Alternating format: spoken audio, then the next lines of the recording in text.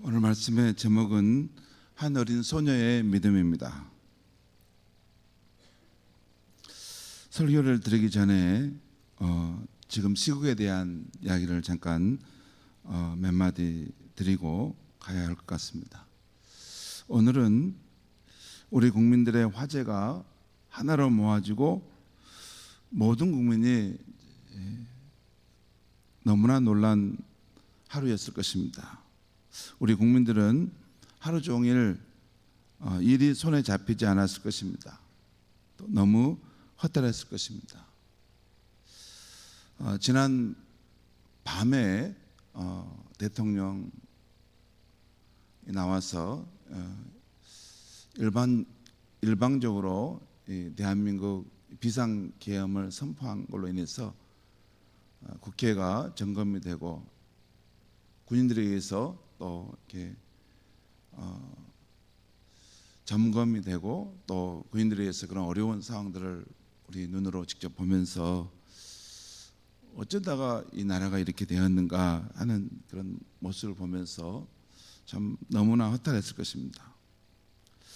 그리고 그런 일을 보면서 한 나라의 지도자의 생각과 결단과 행동이 얼마나 백성들에게 큰 영향을 미치는가도 느꼈던 것 같습니다. 한 나라를 불완전한 지도자에게만 맡기기에는 너무나 위태하다는 것을 아마 느꼈을 것입니다. 사실 우리는 다 어떤 추상적인 관념 속에 삽니다.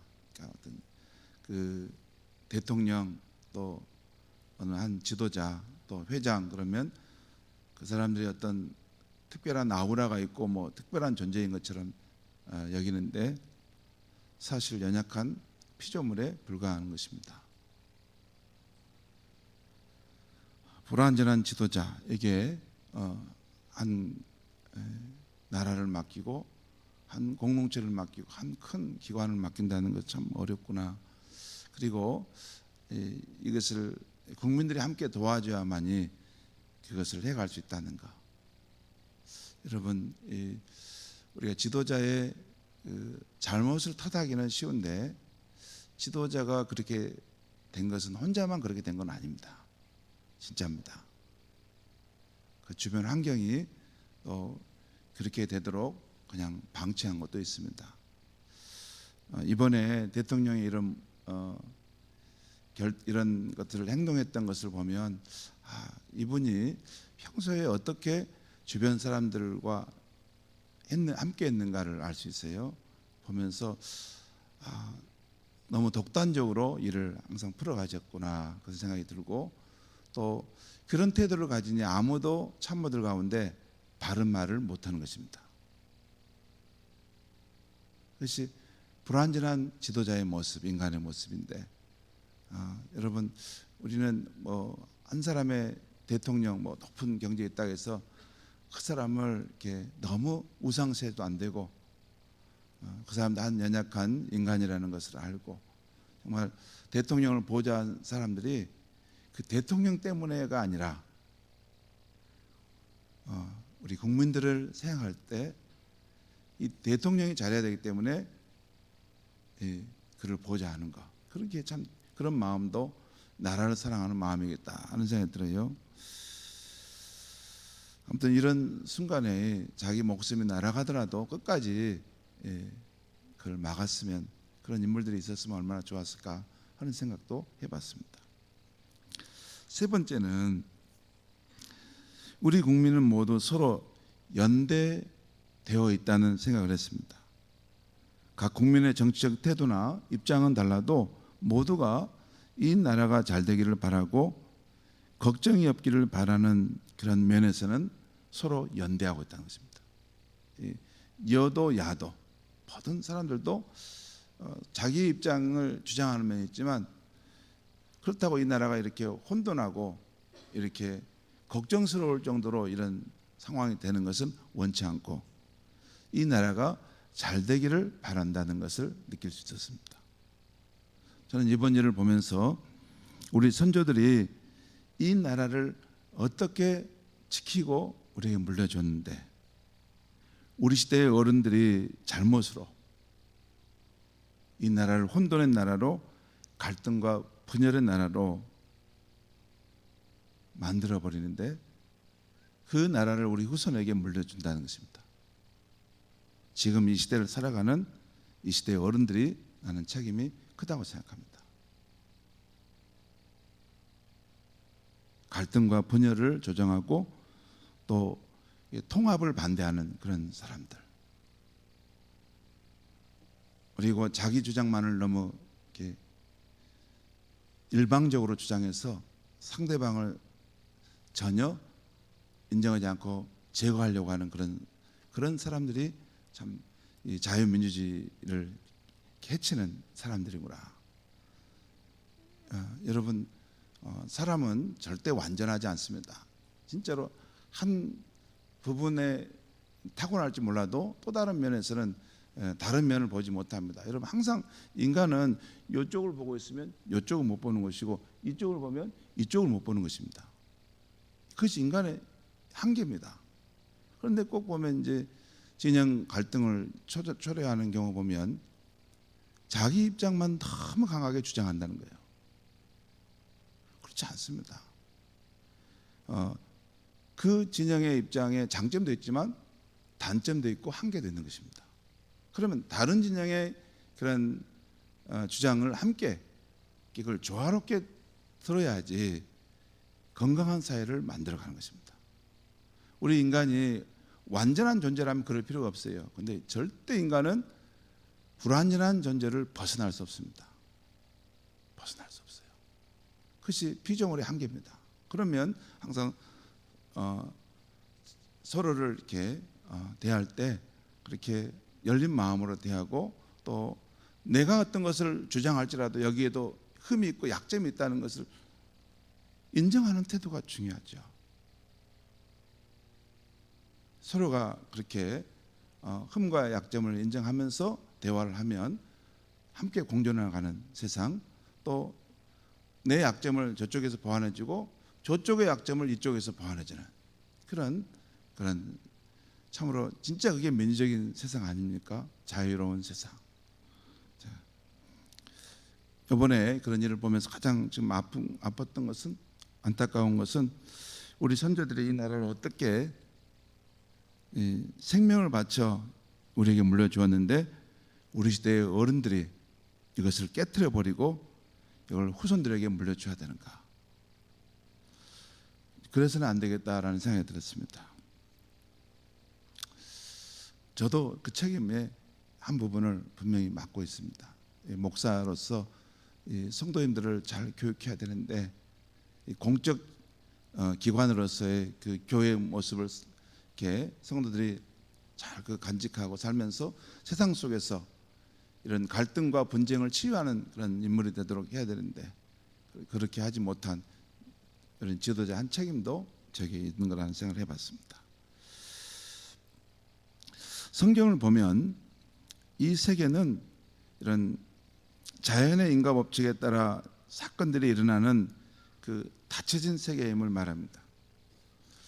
그러니까 성경을 보면 과학적인 세계관으로도 이해가 될 수 있는 그런 일들이 기록되어 있습니다. 그런데 또 다른 편에 성경을 보면 이 세계는 창조주 하나님의 초자연적인 이 개입으로 하나님이 일하시는 그런 열린 세계라는 것이에요. 이것이 성경이 지향하는 세계관입니다. 그러니까 자연과학적인 세계관도 이게 성경은 보여주지만 그와 더불어서 창조주 하나님이 이 세계 속에 개입해 들어와서 활동하시고 역사하시는 그런 열린 세계관이라는 것이에요. 그래서 하나님께서 우리의 인생 가운데 또 인간의 역사 가운데 초자연적으로 개입해 들어오실 때는 기적이 있게 되는 것입니다. 그러므로 우리 인생에 초자연적으로 개입해 들어올 수 있는 하나님을 믿는 기독교인들은 어떤 어려움과 낙심되는 상황에서도 절망하지 않고 가능성을 보는 것입니다. 아무리 힘들어도 새 일을 행하시는 하나님을 믿으며 살 때 하나님은 반드시 광야의 길을 사막의 강을 내실 수 있는 분이라는 것입니다. 아무리 살기 어려운 시대라도 하나님은 살 길을 보여주신다는 것입니다. 성경에 기록된 믿음의 인물들의 삶을 보면 모두 이 원리를 보여줍니다.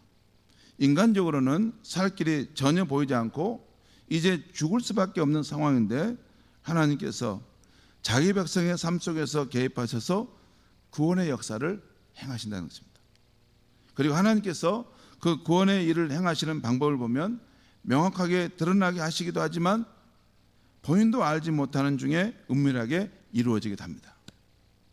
사실 저와 여러분은 지금 오늘 이 자리에 한 사람의 어엿한 성인으로 서 있는 것은 하나님의 기적의 사건들이 이렇게 응축돼 가지고 저와 여러분이 여기 있습니다.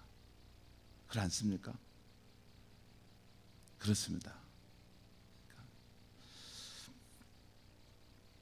명확하게 하나님이 그 일하심을 드러내서 행하신 것은 구약에 보면 홍해를 가르쳐서 이스라엘 백성을 구원하신 일이 그랬고, 엘리야가 기도할 때 그 메마른 하늘에 불이 떨어져 그 제물의 그 송아지가 불사라졌던 그 일들이 그렇습니다. 또한 예수님이 풍랑이 있는 바다를 제자들 앞에서 잠잠케 하신 일들이 그랬습니다. 하나님의 능력이 초자연적으로 사람들이 분명하게 보도록 그것이 눈앞에 그 놀라운 기적의 현상들이 나타난다는 것입니다. 한편 은밀하게 이루어진 일도 있습니다. 어린 모세를 담은 갈대 상자가 애굽 공주가 있는 그곳으로 이렇게 살며시 인도되어진 일, 또 흉년의 때에 룻기의 그 룻의 발걸음을 보아스의 발걸음으로 인도하신 일, 그리고 사도 바울의 선교 사역을 소아시아에서 유럽인 마게도냐로 인도하신 일 등은 하나님께서 이렇게 안 듯 모른 듯 하는 방식으로 우리 삶을 인도해 가신다. 오늘 점심 때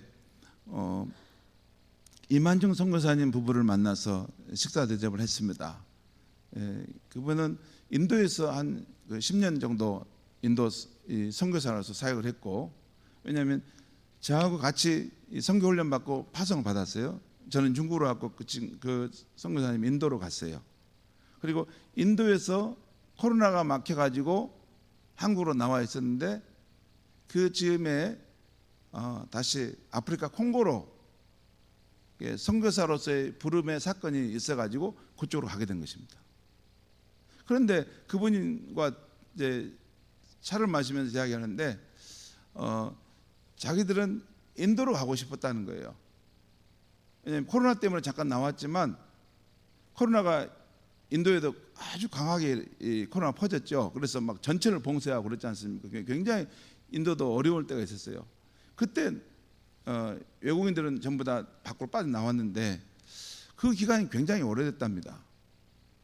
그래서 자기는 그곳에서 한 거의 오랫동안 사역했기 때문에 그곳에 다시 돌아가서 그 선교 사역을 이어가고 싶었어요. 그런데 광주에 머물면서 콩고로 보내는 아프리카 콩고에 있는 그 사역지가 있는데 새로운 사람을 찾는 중에 그 자신을 이렇게 부르고 초청해서 그쪽으로 가게 됐다는 거예요. 근데 그 선택할 때 본인들은 다시 인도로 가고 싶었다는 거예요. 근데 그 선택을 결정하는 그 제한된 시간 속에서 언제까지 결정하려고 했는데 그때까지 인도가 열리지 않았다는 거예요. 그래서 어쩔 수 없이 콩고로 가는 길을 선택했는데 그 후로 한 달이 지나니까 인도가 문이 다시 열렸다는 거예요. 그러니까 조금만 그것이 더 빨리 인도로 다시 들어가는 일이 코로나 끝난 이후로 열렸다면 인도로 갔을 텐데 그 기간이 길어지다 보니까 콩고로 가는 길을 선택했다는 거예요. 그러니까 인도에 가는 선교사와 그 콩고에서 사는 선교사 하늘과 땅 차이입니다. 전혀 사역 스타일이 다른데 그쪽으로 가게 됐다는 거예요. 여러분, 우리 인생의 길을 걸어올 때 참 그런 이야기 하려면 끝도 없는데, 내가 왜 어렸을 때 자라오면서 내가 이 고등학교를 갔을까? 또 내가 왜 이 대학교를 갔을까? 내가 왜 이 직장을 갔을까? 내가 왜 이 자매를 만났을까? 그때 피해갈 수가 없었을까? 왜 그때 내가 그런 생각을 했을까? 여러분, 기이한 일들이 너무 많습니다. 여러분, 이게 사람이 이렇게 인생의 길을 걸어갈 때 이게 한번 이 뚜껑이 안 열리면, 사람이 이것이 한번 뚜껑이 반짝 빛이 안 오면 사람이 그 한도 안에서 절대 이걸 한계를 넘지 못합니다.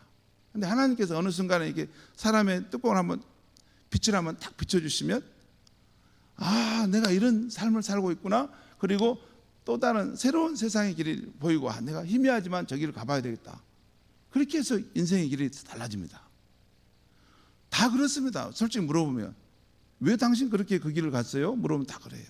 그리고 그것에 그런 우연과 같은 일이지만 하나님의 아주 은밀한 인도하심의 축적에 대한 결과물이 오늘 저와 여러분 이곳에 있는 것입니다. 제가 여기 와 있는 것도 그래요. 제가 여기 와 있는 것도 그렇습니다.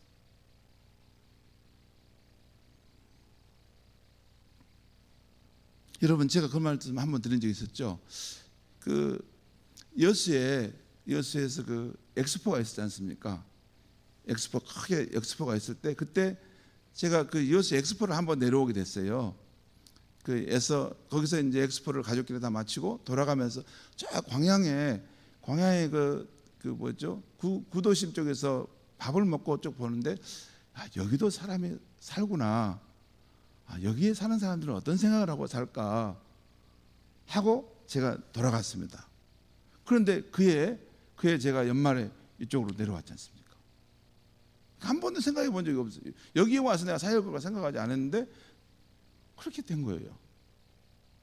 우리 인생이란 잘 모릅니다. 신비 속에 가려 있습니다. 하나님은 우리 인생의 길을 아주 명시적으로도 인도하지만 은밀하게 아는 듯 모르는 듯 우리 삶의 길을 이끌어 가세요. 오늘 읽은 열왕기하 5장의 이 말씀은 이스라엘과 아람 나라와 서로 인접해 있을 때의 이야기입니다. 이때 아람 나라의 군대 장관은 연도 장관으로서 나만이라는 사람이 있었고, 근데 그는 용사였지만 나병에 걸려 있었습니다. 그는 자신의 병으로 인해 마음고생이 많았겠죠. 그러다 어느 날 이스라엘 땅에서 포로로 잡혀온 한 어린 소녀의 말을 듣고 소망을 가졌습니다. 이스라엘 땅에 자신의 병을 고칠 수 있는 선지자가 있다는 겁니다. 그는 병을 치료하고자 이스라엘 땅을 찾아갑니다. 그리고 우여곡절 끝에 하나님의 사람 엘리야를 만났고 요단강에 가서 7번을 씻으라는 말씀대로 순종하여 그의 몸이 깨끗이 치유되었습니다. 그 나아만 장군은 이스라엘 외에는 온천에 참신이 없는 줄을 알았다 하면서 오직 하나님만을 섬기겠다고 고백했습니다. 오늘 사건을 전체적으로 보면 이 모든 일의 배후에서 하나님께서 구원의 계획을 이루어 가시는데, 그 과정 속에서 하나님의 일하심을 믿는 이들을 통해 이 아람 사람 나아만을 구원하고 계십니다. 이것을 여러분 성경을 가만히 읽어보면 행간의 그 깊은 한 단계만 들어가면 보이지 않는 하나님이 이렇게 은밀하게 사람의 그런 길을 이끌어 인도해 가신다는 걸 알 수 있어요. 여기 나오는 등장인물들을 보면 중간에 이스라엘 왕도 나오고 또 나만 장군의 그 수종하는 사람들도 나오고 또 어린 소녀도 나오고 엘리사도 나오고, 이런 과정 쭉 가만히 보면 이게 끊어질 듯 하는데 이 나만 이 장군을 구원의 길로 이끌어 가시는 하나님의 손길이 이렇게 미치고 있다는 것을 볼 수 있어요. 오늘 나만이 구원받은 사건에서 우리가 주목하고자 하는 사람은 포로로 잡혀와 나만의 집안의 종으로 살았던 어린 소녀입니다. 오늘 본문 2절을 보면 원래 이 소녀는 이스라엘 땅에 살았는데 아람 군대가 침입할 때 그 마을을 아마 공격했던 것 같아요. 그리고 그 마을을 이렇게 공격하면서 이 소녀를 포로로 잡아와서 나만의 집에 어린 종으로 그를 이렇게 두고 있었던 것입니다. 그런데 오늘 나만의 구원 사건에서 이 소녀의 믿음이 참 돋보입니다. 이 어린 소녀가 가진 믿음은 어떤 믿음이었을까 생각해 보면, 여러분 따라해 보겠습니다. 확신 있는 믿음. 확신 있는 믿음을 가졌어요. 이 확신 있는 믿음을 가졌는데, 이 어떤 확신이었는가 하면 네 가지입니다. 오늘은 내가 많이 설명 않겠습니다. 이 어린 소녀는 보이지 않는 하나님의 존재를 믿었습니다. 두 번째, 누구든지 하나님의 전능하심을 믿고 구하면 그 공경에서 구원받을 수 있다는 믿음을 가졌습니다. 하나님의 전능하심에 대한 믿음이 있었어요. 세 번째, 또한 이 소녀는 아람과의 전쟁에서 자신이 포로로 잡혀왔기에 하나님께 자신을 보호해 주지 않았다고 원망하거나 신앙을 저버릴 수 있었습니다. 그러나 그 납득이 안 가는 상황에서도 하나님의 선하심을 믿는 믿음을 갖고 있었다는 거예요. 여러분, 이 세 번째 믿음은 보통 우리에게 별로 없어요. 하나님을 믿을 때 여러분 잠깐 저를 다 보시죠. 납득이 가는 그런 상황을 해줘야지 하나님 믿고 따릅니다. 납득이 안 가는 상황을 한 서너 번만 여러분의 인생에 나타내면 잘 믿을란가는 모르겠어요. 근데 이 어린 소녀는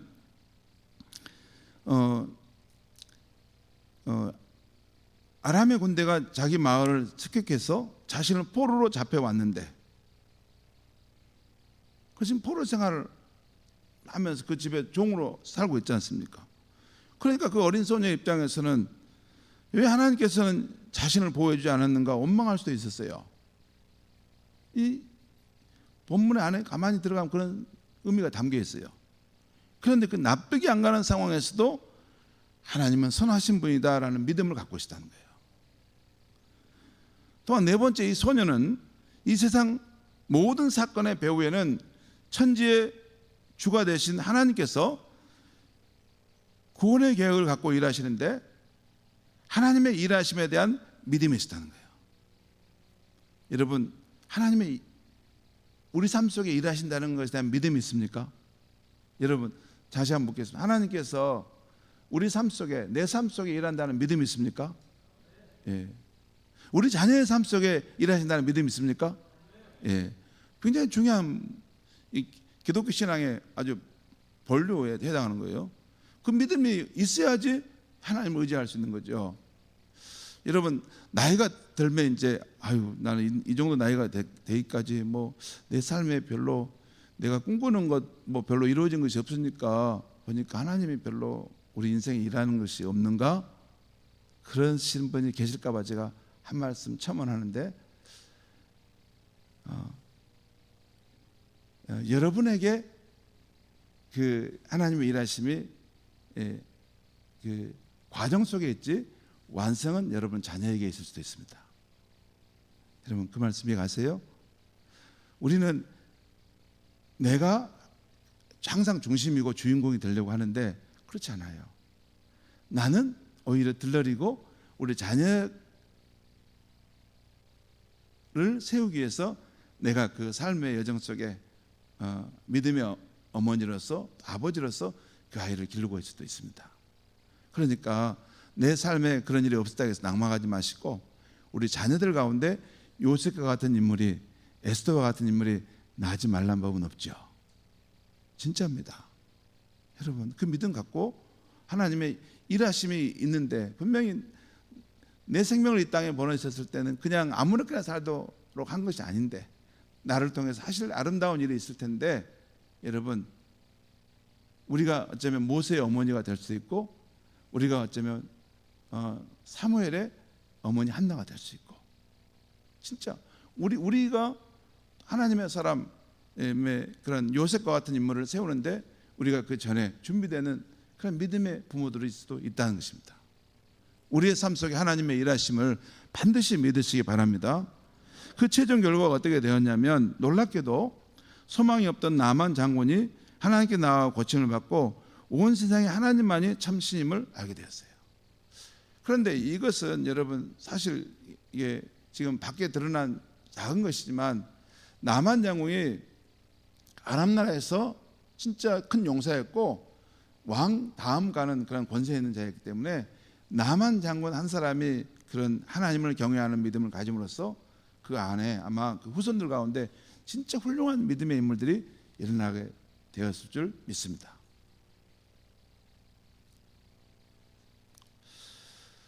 자, 오늘 저녁에는 제가 이제 더 이상 말씀 안 드리고 오늘 저녁에는 우리가 함께 위기에 처한 이 대한민국과 이 나라의 앞날을 위해서 기도했으면 좋겠습니다. 비록 지금 한치 앞을 예상할 수 없는 상황이지만 이 가운데서도 우리 민족을 지켜주신 하나님께서 이 나라를 붙들고 계시고 또 일하고 계신 줄 믿습니다.